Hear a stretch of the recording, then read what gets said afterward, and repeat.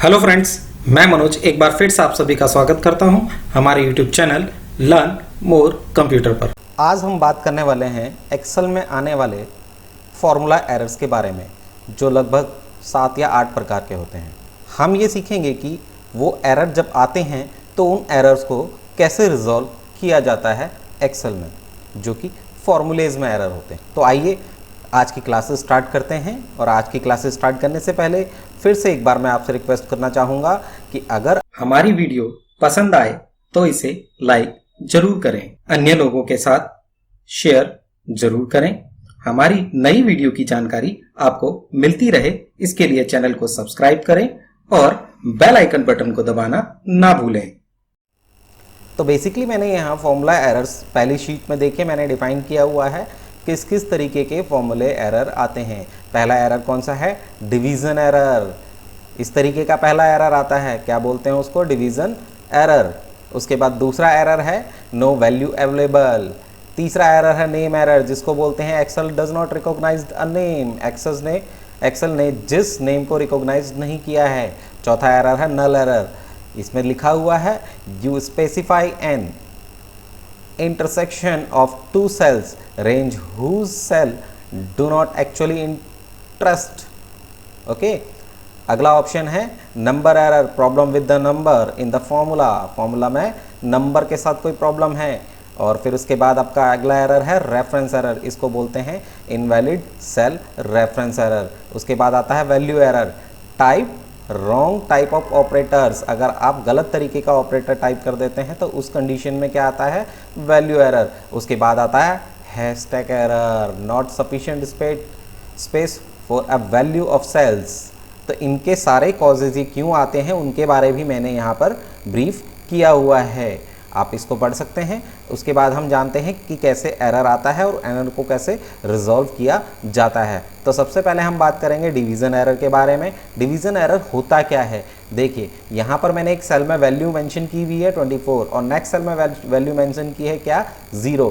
ये basically error जो आता है वो आपका किस लिए आता है? वो डिवीज़न का एरर होता है। मीन्स अगर आप किसी वैल्यू को डिवाइड कर रहे हैं 0 या ब्लैंक सेल से तो वो डिवीज़न एरर आपको देता है, या फॉर्मूला आप गलत पुटअप कर रहे हैं तब भी ये डिवीज़न एरर दे देता है कई बार। देखिए मैं बताता हूँ आपको। पहले सेल में मैंने आपका क्या है? सेल नंबर, सेल रेफरेंस क्या है मेरा? C6 की वैल्यू कितनी है? 24। सेकंड है आपका C7 और यहाँ डिवीज़न एरर आपको बता रहा है क्योंकि मैंने C6 are divided by C7 किया हुआ है, यानी कि 24 आर डिवाइडेड बाय क्या किया है? 0। और 0 वैल्यू से आप इसको डिवाइड करेंगे तो एरर क्या देगा? Division error. अगर मैं 0 की जगह पर यहाँ पर सपोज दैट मैं यहाँ पर 2 लिखता हूँ तो मेरा एरर रिजॉल्व होकर के क्या आ रहा है?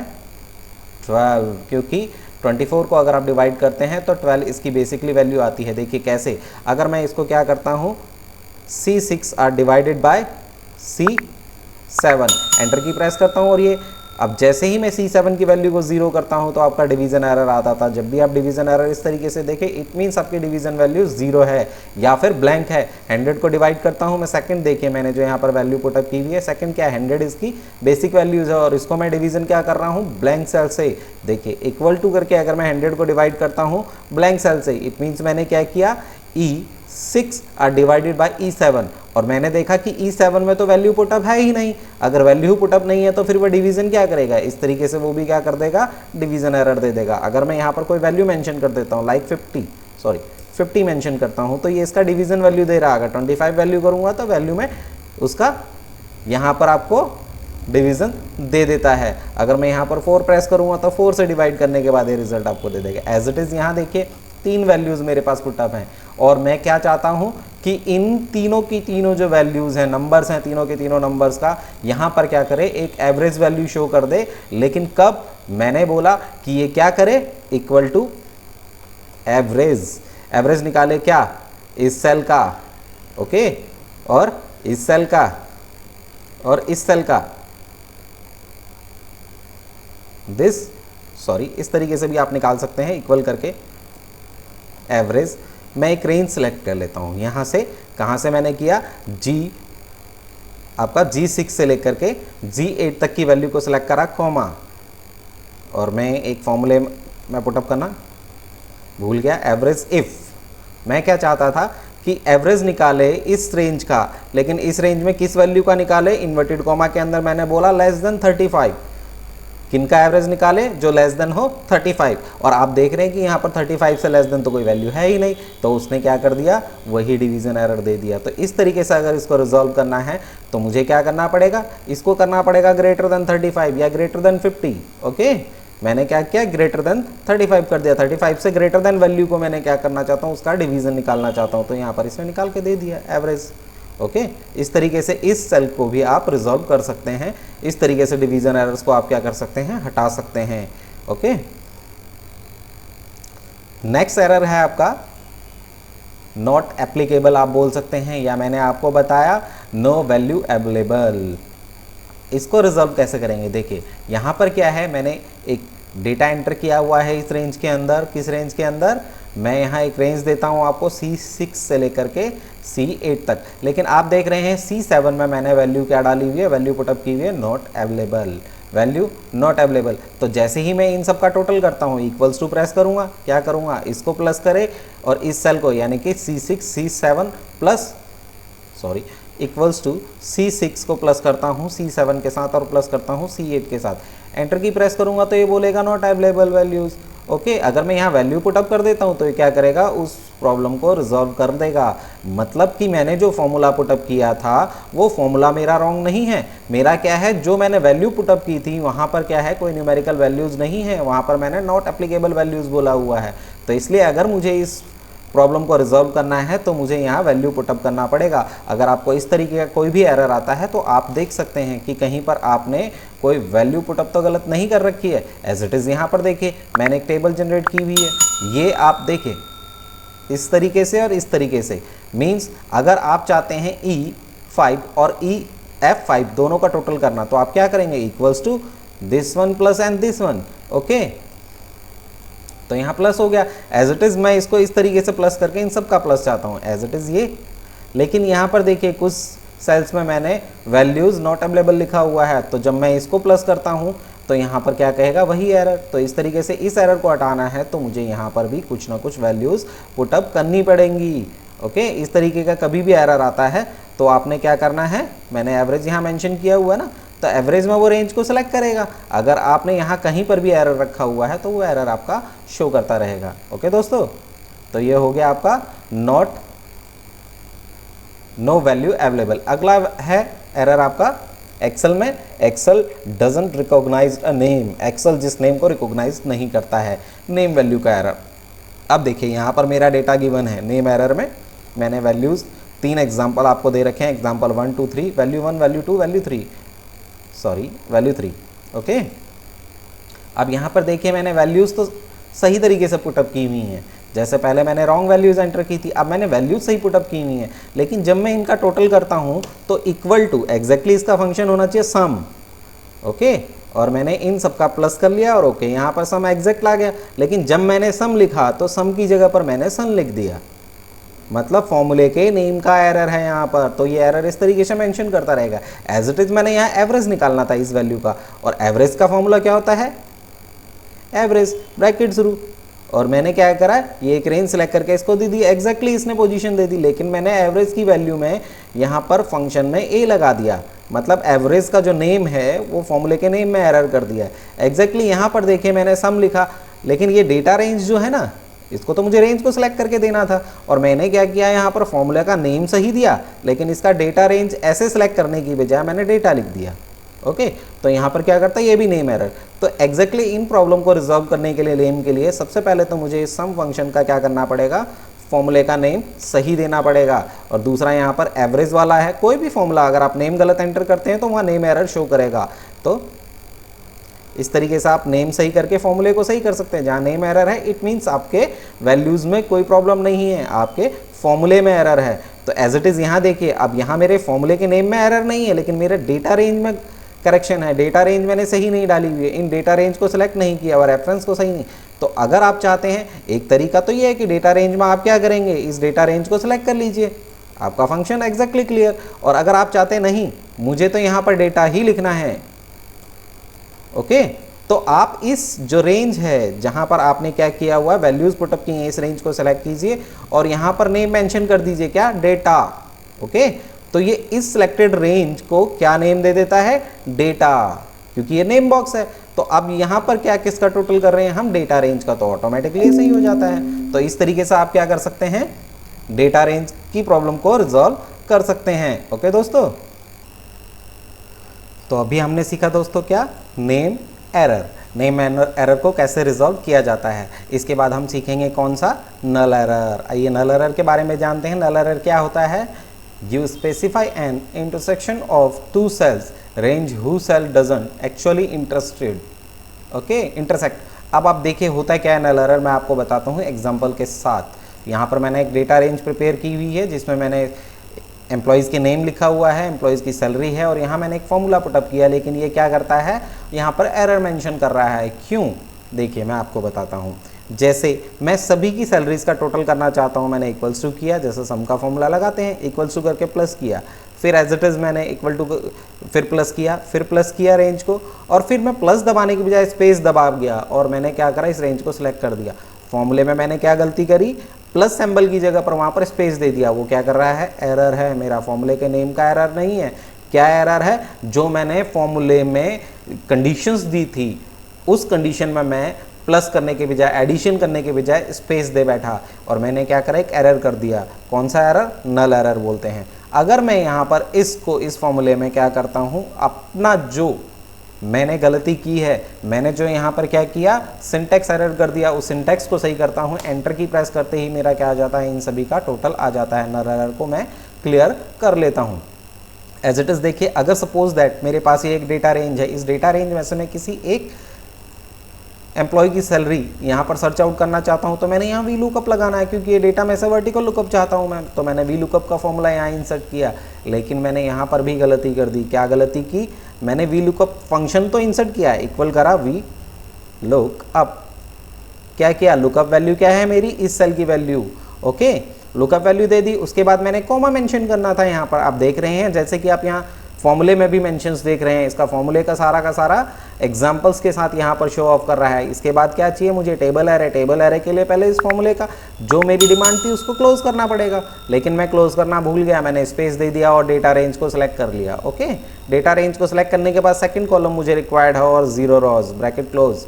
ओके, एंटर की प्रेस करा तो यहाँ देखिए फॉर्मूला मेरा सही है, नेम भी सही है, बट मैंने क्या करा, सिंटैक्स में एरर कर दिया। अब मैं क्या करता हूँ, अगर यहाँ इस सिंटैक्स के एरर को मैं क्लोज कर देता हूँ, ख़त्म कर देता हूँ, तो मेरा ये वैल्यू यहाँ पर शो ऑन कर देता है। मैंने यहाँ लिस्ट क्रिएट की हुई है, अगर आप जिस भी पर्सन की सैलरी को देखना चाहते हैं उस पर्सन पे इस तरीके से आप क्या कर सकते हैं, अपने फॉर्मूले में आने वाले नल एरर को भी हटा सकते हैं। इसके बाद हम देखेंगे नंबर एरर। नंबर एरर क्या होता है, problem with a number in the formula. फॉर्मूले में नंबर का कोई प्रॉब्लम है, तो आइए देखते हैं कैसे रिजॉल्व करते हैं। अब आप देखिए यहाँ पर मैंने एक डेटा प्रिपेयर किया हुआ, बहुत बढ़िया डेटा है। जैसे यहाँ पर आप देखते हैं सीरियल नंबर है 1 2 3 4 5 और यहाँ पर मेरे पास वैल्यूज़ हैं। वैल्यूज़ क्या हैं, ये मेंशन कर रखी हैं, मतलब मेरे पास जिस आइटम की ब्रीफिंग मैं चाहता हूँ उस आइटम की टोटल क्वांटिटीज़ क्या हैं। टोटल क्या है मेरे पास, यहाँ पर 8 सेल्स हैं और 8 सेल्स में मैंने इनकी वैल्यू पुटअप की हुई है। इट मीन्स अगर मैं चाहता हूँ कि मेरे पास जो ये वैल्यूज़ हैं इसकी लार्जेस्ट वैल्यू क्या है, तो इक्वल्स टू करूँगा मैं यहाँ पर, ठीक है, और लार्ज लिखूंगा, लार्ज का फॉर्मूला, ब्रैकेट शुरू करता हूँ और मैं टेबल एरे को सिलेक्ट करता हूँ जो मेरी डेटा रेंज है, कॉमा, मुझे कौन सी लार्जेस्ट वैल्यू चाहिए, first highest, second highest, third highest, मतलब फर्स्ट लार्जेस्ट वैल्यू चाहिए, सेकंड लार्जेस्ट वैल्यू चाहिए, मुझे फर्स्ट लार्जेस्ट चाहिए तो फर्स्ट लार्जेस्ट। इस तरीके से आप इस फंक्शन को इस तरीके से भी कर सकते हैं लार्ज में। किस तरीके से, मैक्सिमम वैल्यूज़ मैक्सिमम करते हैं, उसके लिए आपको हाईएस्ट नंबर की रेंज नहीं डालनी पड़ेगी, ब्रैकेट क्लोज करेंगे तो मैक्सिमम वैल्यूज़ आ जाएगी। लेकिन मैं चाहता हूँ फर्स्ट सेकंड थर्ड ऐसे हाईएस्ट कैलकुलेट करूँ, तो उसके लिए मैं लार्ज की वैल्यू लगाता हूँ, सॉरी, इक्वल्स टू लार्ज की वैल्यू को पुटअप किया।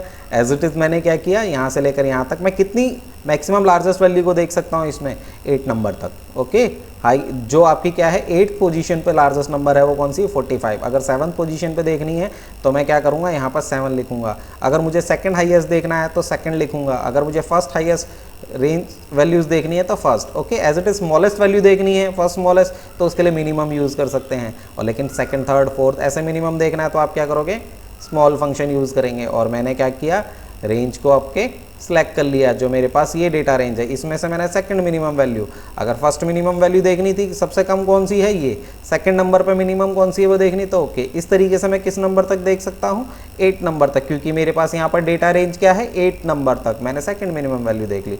लेकिन देखिए हम क्या एरर करते हैं सॉरी दोस्तों, मैंने क्या किया लास्ट के फंक्शन में यहाँ नंबर एरर दे रहा है, क्यों, क्योंकि यहाँ पर मेरे पास जो सेल्स की रेंज है वो 8 नंबर्स की सेल्स है, और मैंने यहाँ क्या मांगा हुआ है इससे 9 नंबर की रेंज का। अब 9 नंबर का मेरे पास सेल ही नहीं है, तो वो क्या एरर देगा, नंबर एरर, क्योंकि मैं उसे फाइंड कर रहा हूँ जो है ही नहीं। अगर मैं यहाँ पर लिखता हूँ 7 नंबर 8 नंबर, तो वो उसको फाइंड आउट करके दे देगा। ओके, ऐसे ही स्मॉलेस्ट भी 9 नंबर या 10 नंबर में अगर यहाँ सर्च करूँ तो नंबर एरर देगा, मेरे पास वो है ही नहीं जिसे मैं ढूंढ रहा हूँ। अगर मैं यहाँ पर थर्ड स्मॉलेस्ट नंबर सर्च कर रहा हूँ तो वो सर्च करके दे देगा। ओके, अब आपको समझ में आ गया होगा एक्सेल नंबर एरर क्या है। मैंने यहाँ पर लिखा है क्या number error, problem with a number in the formula, फॉर्मूले में उस नंबर का एरर शो कर रहा है जो है ही नहीं। उसके बाद हम बात करते हैं रेफरेंस एरर। रेफरेंस एरर आता है क्या, इनवैलिड सेल रेफरेंस। देखिए बहुत बार ये प्रॉब्लम्स होती है, कई बार हम क्या करते हैं, हमारे पास वैल्यूज़ गिवन है, मैंने क्या किया इन सब का टोटल कर दिया। ओके, कैसे टोटल करूँगा, इक्वल टू किया ऐसे, plus this one plus this one, okay plus कर दिया, हो गया, इजी है। लेकिन मैंने क्या किया, इस सेल को सेलेक्ट करके डिलीट किया बाद में, और मैं क्या करता हूँ शिफ्ट सेल अप, इस सेल को डिलीट कर देता हूँ तो बाकी के सेल अप हो जाएंगे। ओके, अब यहाँ पर ये रेफरेंस एरर दे रहा है, क्यों, क्योंकि यहाँ फॉर्मूला क्या है, देखिए C5 this one and C8, और ये रेफरेंस क्या है कि जो मैंने यहाँ पर सेल दिया था वो तो मैं डिलीट कर चुका हूँ। तो उसके लिए मुझे या तो इसको हटाना पड़ेगा, अगर मुझे नहीं रिक्वायर्ड है इसका तो मैं इसको हटा देता हूँ रेफरेंस को, तो मेरा इन दो जनों का टोटल आ जाएगा, दो जो सेल वैल्यूज है उनका टोटल आ जाएगा। एज इट इज़ यहाँ पर क्या है, कई बार मैं इसको टोटल करा मैंने सारा का सारा, और मैं पूरी रो ही डिलीट कर देता हूँ ऐसे। ओके, जैसे सपोज दैट मैं इस वैल्यू को ले लेता हूँ, कॉपी किया मैंने इसको और यहाँ पर ले लेता हूँ पेस्ट। ओके, अब यहाँ पर मैंने क्या किया, सम का फंक्शन लगा दिया, और मैं इस रेंज को ऐसे भी सिलेक्ट कर सकता हूँ और ब्रैकेट क्लोज। ओके, लेकिन बाद में मैंने क्या किया, इस रो को ही सिलेक्ट करके डिलीट कर दिया, तो यहाँ पर इसका एरर खत्म हो जाना चाहिए था, लेकिन नहीं, जब मैं सम का फंक्शन लगाता हूँ तो वो कंडीशंस क्या करता है, इसको सिलेक्ट करके ऑटोमेटिकली उस रेंज को चेंज आउट कर देता है। तो इसलिए अगर मैं फंक्शन के साथ मेंशन करता हूँ तो वो एरर नहीं देगा। लेकिन मैंने क्या किया, यहाँ पर वैल्यू दे दी, और जैसे ही मैं वैल्यू देता हूँ यहाँ पर, ओके, और यहाँ पर क्या करता हूँ, इस तरीके से प्लस करता हूँ, इसको प्लस कर देता हूँ, और इसमें से माइनस कर दिया मैंने ये वैल्यू। ओके, हो गया। मैंने क्या किया, सॉरी, इक्वल टू करके ब्रैकेट स्टार्ट, मैंने इस वैल्यू को प्लस किया और इस वैल्यू को प्लस कर दिया दिस वन, और माइनस कर दिया इसमें से किसको, इस वैल्यू को। ओके, लेकिन मैं क्या चाहता हूँ कि इस पूरी रॉ को ही मैं डिलीट कर देता हूँ सॉरी, तो ये क्या कर देगा, इसका रेफरेंस एरर देना स्टार्ट कर देगा।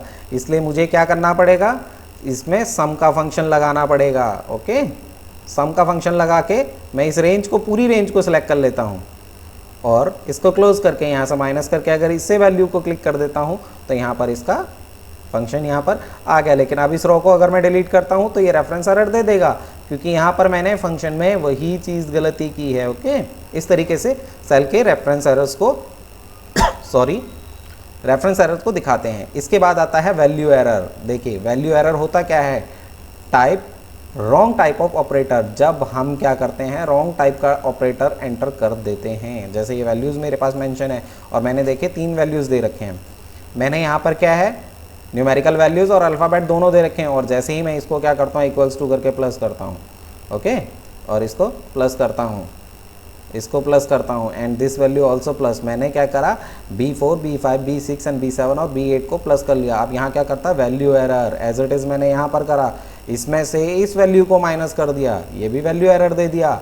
ओके, और मैं यहाँ एवरेज निकाल रहा हूँ, कैसे, देखिए मैंने एवरेज का फंक्शन लिखा भी हुआ है, यहाँ पर एवरेज निकाल रहा हूँ इक्वल्स टू करके, और एवरेज कैसे कर रहा हूँ, इन दो को प्लस करके मुझे ऐसे करना चाहिए था, लेकिन देखिए मैं क्या करता हूँ, मैंने गलती से इसके अंदर ऑपरेटर गलत लगा दिया, तो ये भी वैल्यू एरर देगा। इन एरर्स को क्लियर करने के लिए मुझे क्या करना है, इनको रेंज टाइप में देना है, और यहाँ क्या देना है, ये जो वैल्यू है या तो इस वैल्यू को सही करूँ, ठीक है, या मुझे क्या करना पड़ेगा, अगर इसको सब्ट्रैक्ट करना है तो यहाँ सब्ट्रैक्ट करने के लिए तो मुझे इसी तरीके से करना पड़ेगा, यहाँ वैल्यू एग्जैक्टली पुटअप करनी पड़ेगी। लेकिन अगर मैं यहाँ सम का फंक्शन कर दूँ तो ये एरर ऑटोमेटिकली, मुझे ये भी रिक्वायर्ड है और ये भी रिक्वायर्ड है, तो उस कंडीशन में मैं इंडिविजुअल सेल सिलेक्शन नहीं करूँगा, उसके लिए सम लिखूँगा। ओके, तो जैसे ही मैं इस रेंज को सिलेक्ट करता हूँ, ब्रैकेट क्लोज करता हूँ, तो वो टोटल कर देता है। अब मुझे जैसे फ्यूचर में कभी इसकी वैल्यू मुझे मेंशन हो गई तो मैं यहाँ पर इसकी वैल्यू को एंटर करता हूँ तो ये ऑटोमेटिकली, तो मुझे यहाँ पर ये क्या करना है, रेफरेंस एरर या वैल्यू एरर को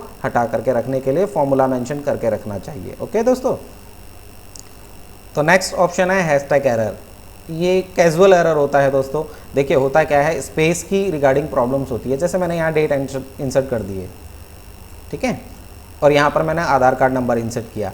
अब यहाँ पर वैल्यूज़ तो हैं, देख रहे हैं आप जैसे कर्सर रखते हैं, लेकिन क्या है, स्पेसिंग प्रॉब्लम है। मैं इसको जैसे ही बड़ा करता हूँ और बड़ा करता हूँ, देखो ये डेट का जो मैंने फॉर्मेट चूज़ किया हुआ है वो बहुत बड़ा वाला स्टाइल चूज़ किया हुआ, लॉन्ग टाइप ऑफ डेट। यहाँ पर एज इट इज़ मैंने इसको सेलेक्ट किया, देखिए डेट का फॉर्मेट आ गया एज इट इज़। इसके लिए क्या कर सकते हैं आप, यहाँ पर डबल क्लिक करेंगे तब भी आपका मेंशन हो जाता है। इसको बोलते हैं हैशटैग एरर। तो इसमें कोई घबराने की ज़रूरत नहीं है, इसमें कोई एरर नहीं होता, ये केवल स्पेस का एरर होता है। इस तरीके से एक्सेल में आपके 7 एरर्स कंप्लीट हो जाते हैं। इसके अलावा 1-2 एरर और भी होते हैं, लेकिन उनका इतना यूजेस नहीं होता। तो फॉर्मूले के एरर को आपने सीखा, और देखिए फॉर्मूले के एरर को अगर आप रेक्टिफाई करना सीख जाते हैं तो आपके द्वारा लगाए गए फॉर्मूले में जो भी प्रॉब्लम है उसको आप आसानी से रिजॉल्व कर सकते हैं। तो आप समझ सकते हैं कि आज की क्लासेस कितनी इंपॉर्टेंट है या कितनी इंपॉर्टेंट थी। ठीक है दोस्तों, तो इसलिए मैं आप सभी लोगों से रिक्वेस्ट करूंगा कि आप जब भी मैं किसी वीडियो को पोस्ट करता हूं उसको शुरू से अंत तक देखिए। फॉर्मूले में आपको बहुत कुछ सीखने के लिए मिलेगा। आज की क्लासेस मैं यहीं ख़त्म करना चाहूँगा, और thanks for watching this videos. और